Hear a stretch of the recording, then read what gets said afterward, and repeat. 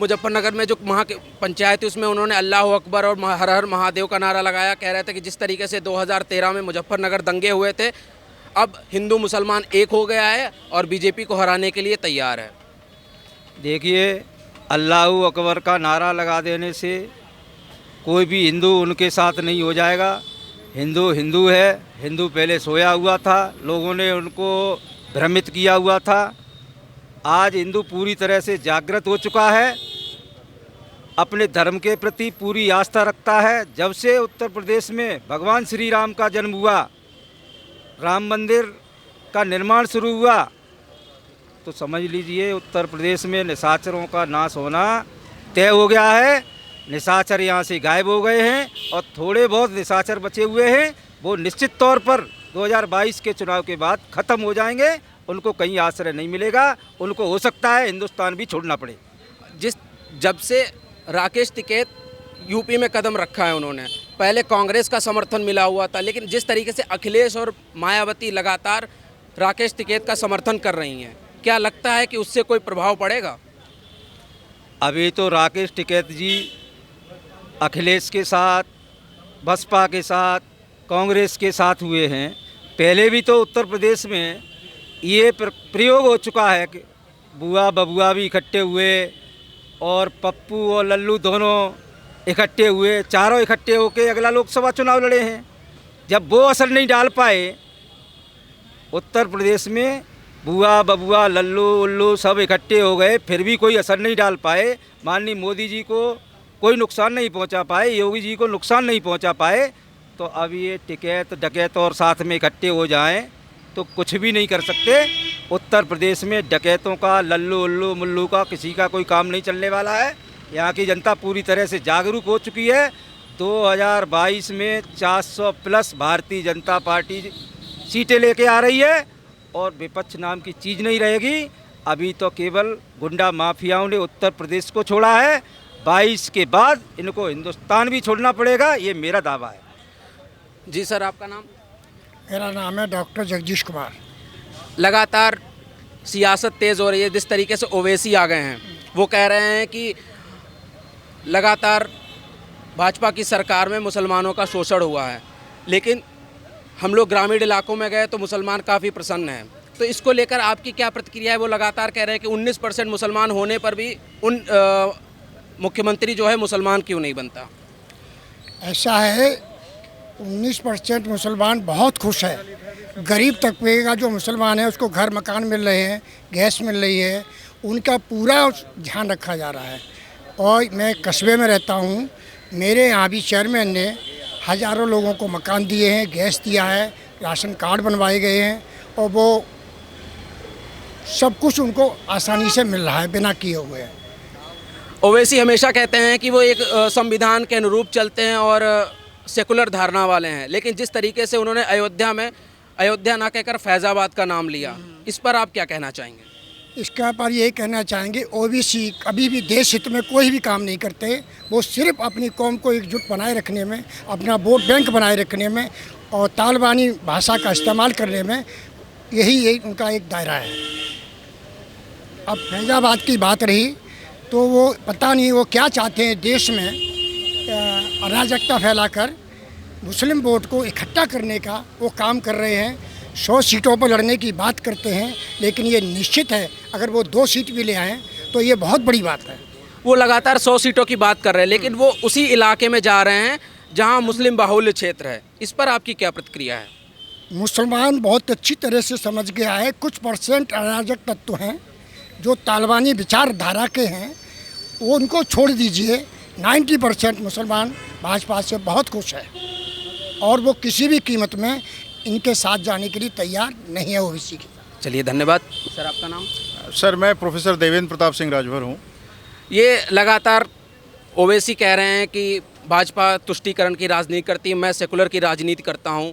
आने वाले चुनाव में वो एक किंग मेकर के रूप में उभरना चाहते हैं। इस पर आप क्या कहना चाहेंगे?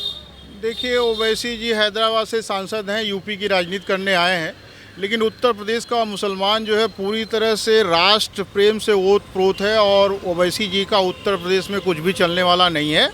और यहाँ का मुसलमान बहुत ही इंटेलेक्चुअल है, समझदार है, और वो ओवैसी के साथ बिल्कुल नहीं जाएगा। हालांकि वो मुसलमान वोटों को जो है एकत्र करने का प्रयास कर रहे हैं, जहाँ जहाँ मुसलमान बस्तियाँ ज़्यादा हैं, वोटर ज़्यादा हैं, वहाँ जा रहे हैं, लेकिन ये है कि जाति के नाम पर उनको भोजन पानी जरूर मिल जा रहा है, लेकिन वोट नहीं मिलेगा। वो कह रहे थे कि भाजपा में गुंडई है, लेकिन जिस तरीके से उन्होंने अतीक अहमद की पत्नी को अपनी पार्टी में ज्वाइन कराया है, इसको लेकर आपकी क्या प्रतिक्रिया है?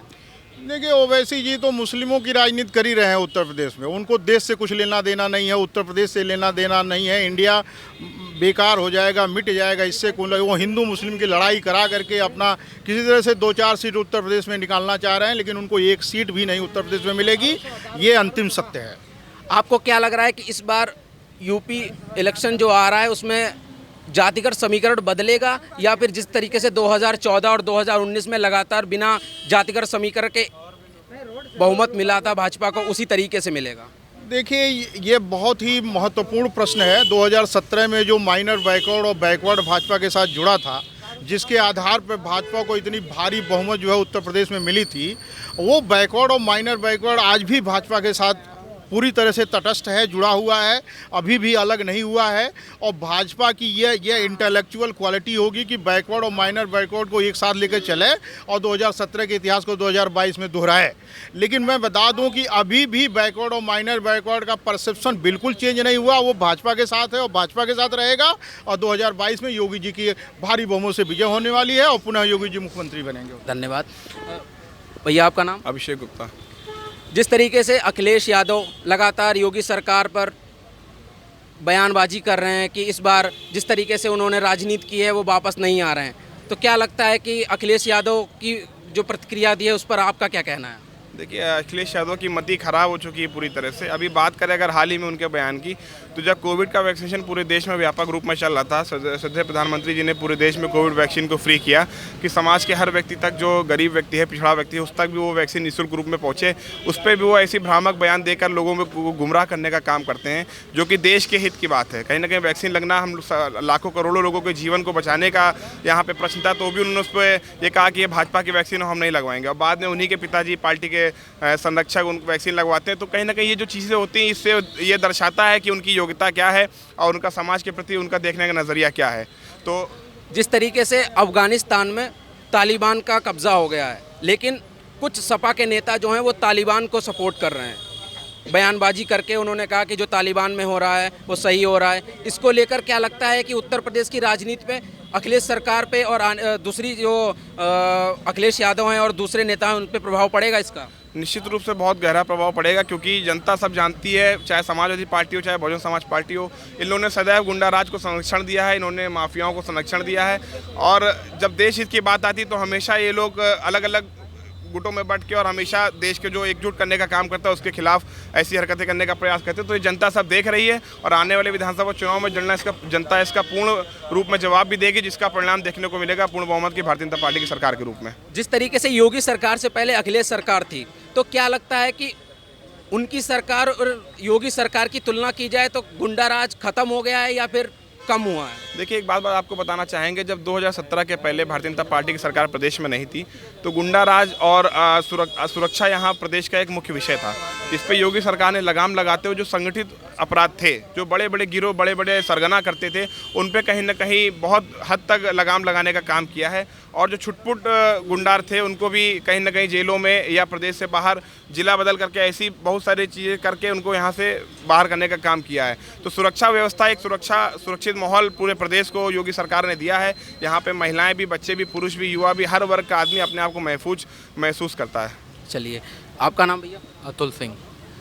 लगातार मुद्दा उठता है कि महंगाई बढ़ रही है, बेरोजगारी बढ़ रही है, विपक्ष लगातार इस पे हमलावर है, तो इसको लेकर आप क्या कहना चाहेंगे? मुझे नहीं लगता कहीं महंगाई बढ़ रही है। भाजपा की सरकार में सब युवा और जितना भी सारे बुजुर्ग हैं सब खुश हैं।